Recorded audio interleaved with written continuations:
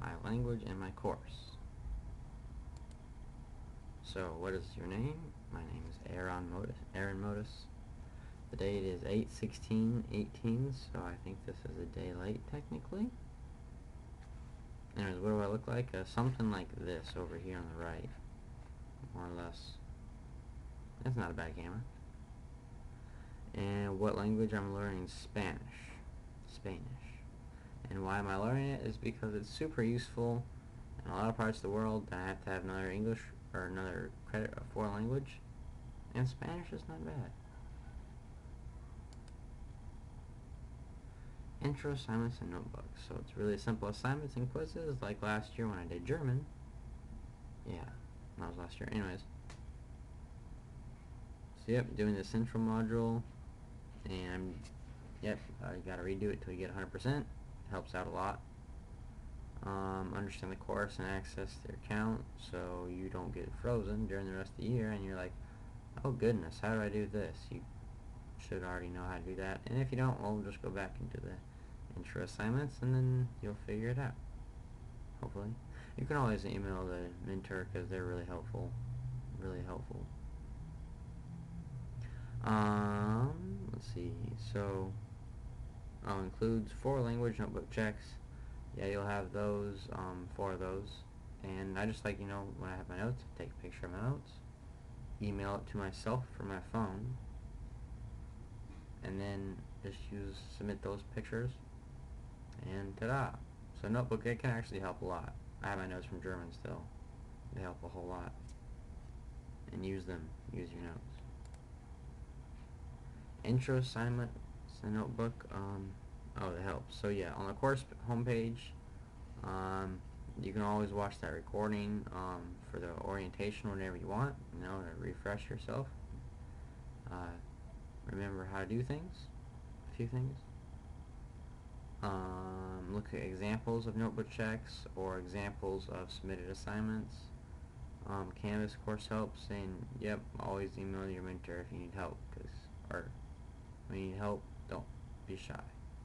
They help a lot, and they're really nice, and sometimes funny. Hashtag Mr. Rees. Anyway, so make sure you're doing the right units. Check what level you're in and the corresponding units you need to do.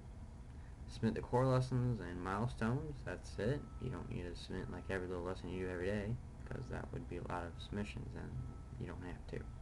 And it doesn't count as any points, so you wouldn't get points for doing it. Zip, submit core lessons and milestones. You can redo them and do them again and again and again and again and again until you get 100%. So you can do that your whole life and get 100% as long as you got it in within a year. So you couldn't do it for your whole life. Anyway, so always try to get your best grade on each one you can, no matter how many times it takes. And they're worth 75% final grade, so it's kind of a big deal. So again, if you need help, on the home page you can find a bunch of different places for help, and even Rosetta Stone, you can go and call them or email them, and that's all that information is on the home page. And if you need to, email your mentor. Student presentations, keeps them level appropriate. Oh yeah, so for the presentations, use your grammar, vocabulary, and simplicity. You don't want to make them like super complicated, because you don't need to be fancy, you just need to get the point across.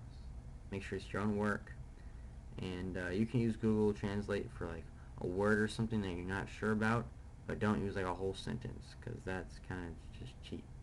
So yeah, those are worth 10% of your final grade, and they're not too hard, so it's always kind of fun to do them.